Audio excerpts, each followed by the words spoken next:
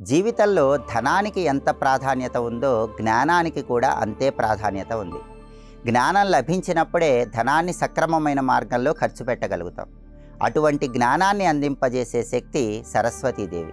అందుకే చీకటి నుంచి వెలుగు వైపు ప్రయాణం చేయటానికి, బుద్ధిని ప్రచోదనం చేసుకోవటానికి, జ్ఞానప్రాప్తిని సిద్ధింపజేసుకోవటానికి సరస్వతీ మంత్ర పఠనం విశేషమైన శుభ ఫలితాలను కలిగింపజేస్తుంది. సరస్వతీదేవికి సంబంధించినటువంటి శక్తివంతమైన మంత్రం ఓం ఐం సరస్వత్యై నమః.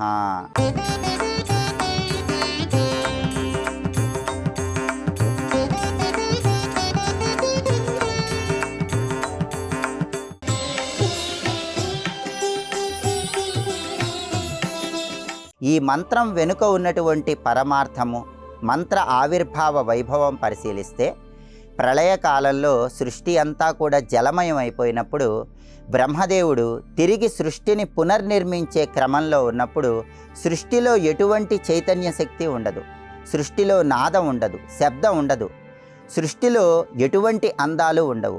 అటువంటప్పుడు పరమాత్మను బ్రహ్మదేవుడు ప్రార్థించినప్పుడు పరమాత్మ ఒక దివ్య శక్తిని అనుగ్రహిస్తాడు.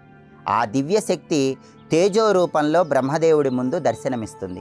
ఆ తేజస్సు సరస్వతీదేవి రూపంలో బ్రహ్మదేవుడికి గోచరమవుతుంది. సరస్వతీదేవి రూపంలో తెల్లటి వస్త్రాలు ధరించి చేతిలో వీణ మీటుతూ సరస్వతీదేవి సృష్టి కార్యక్రమంలో బ్రహ్మదేవుడికి సహాయం చేస్తుంది. సరస్వతీదేవి వీణ మీటగానే ఆ వీణానాదం నుంచి ఒక శబ్దం బయటికి వస్తుంది. ఆ శబ్దం నుంచే సమస్త కళలు ఆవిర్భవించాయి. సంగీతము, నాట్యము, లలిత కళలు, సృష్టికి అవసరమైనటువంటి చైతన్య శక్తి శబ్దాలన్నీ కూడా సరస్వతి వీణ నుంచి ఆవిర్భవించాయి. కాబట్టి సృష్టిలో చైతన్య శక్తికి, జ్ఞానానికి మూలమైనటువంటి సరస్వతీమాత అనుగ్రహం కలగాలంటే ఓం ఐం సరస్వత్యై నమః ఈ మంత్రాన్ని తప్పనిసరిగా పఠించాలి. సరస్వతీదేవి రూపంలో కూడా అద్భుతమైన అంతరార్థం ఉంది. సరస్వతీదేవి తెలుపు రంగు చీరలో దర్శనమిస్తూ ఉంటుంది. తెలుపు సత్వగుణానికి సంకేతం. ప్రతి మానవుడు కూడా సత్వగుణాన్ని పెంపొందింపజేసుకోవాలని అద్భుతమైన సందేశం ఇస్తుంది. సరస్వతీదేవికి 4 చేతులు ఉంటాయి. 2 చేతులతో వీణ వాయిస్తూ ఉంటుంది.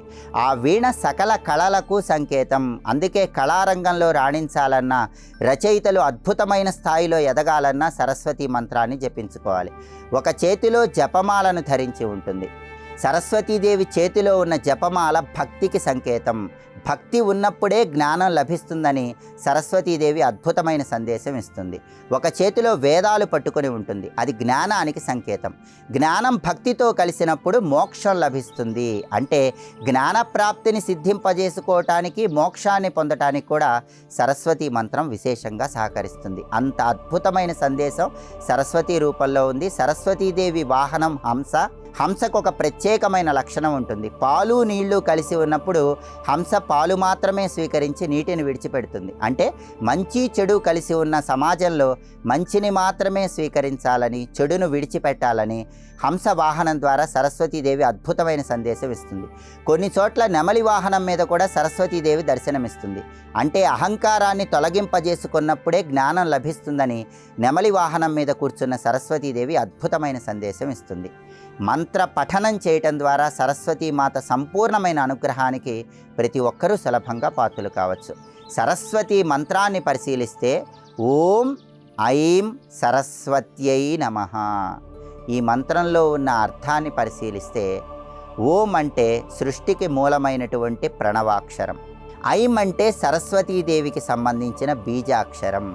సరస్వతీదేవి శక్తి మొత్తం కూడా ఐం అనే అక్షరంలో ప్రచోదనమవుతుందని, ఐం అనే అక్షరాన్ని జపించినప్పుడు ఎలాంటి వారైనా అద్భుతమైన జ్ఞానప్రాప్తిని పొందవచ్చని ఐం అనే అక్షరంలో ఉన్న అంతరార్థం. సరస్వత్యై నమః. సరస్వత్యై నమః అంటే అర్థం ఏంటంటే సరస్వతీదేవిని సారస్వతి అనే పేరుతో పిలుస్తారు. మనలో ఉన్న జ్ఞానాన్ని మనకు తెలియజెప్పే తల్లి కాబట్టి సరస్వతి అంటారు. అంటే మనకు జ్ఞానాన్ని అందింపజేసే తల్లి అనే అర్థంలో సరస్వత్యై నమః.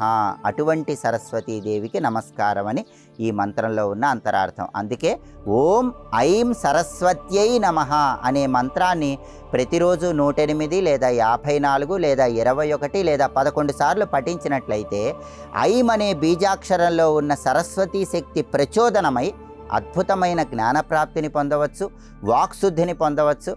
అందుకే ఈ మంత్రాన్ని విద్యార్థులు, కవులు, కళాకారులు, రచయితలు అందరూ కూడా తప్పనిసరిగా జపించుకోవాలి.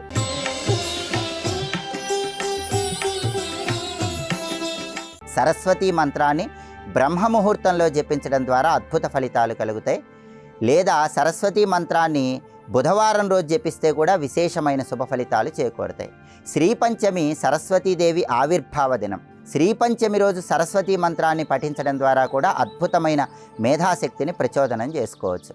అయితే సరస్వతీ మంత్రానికి సంబంధించి ఒక అపోహ ఉంది. ఆ అపోహ ఏంటంటే కేవలం విద్యార్థులు మాత్రమే సరస్వతీ మంత్రాన్ని జపించాలనే అపోహ ఉంది. ఇది వాస్తవం కాదు. ఎవరైనా సరే జ్ఞానప్రాప్తిని సిద్ధింపజేసుకోవటానికి సరస్వతీ మంత్రాన్ని జపించుకోవచ్చు.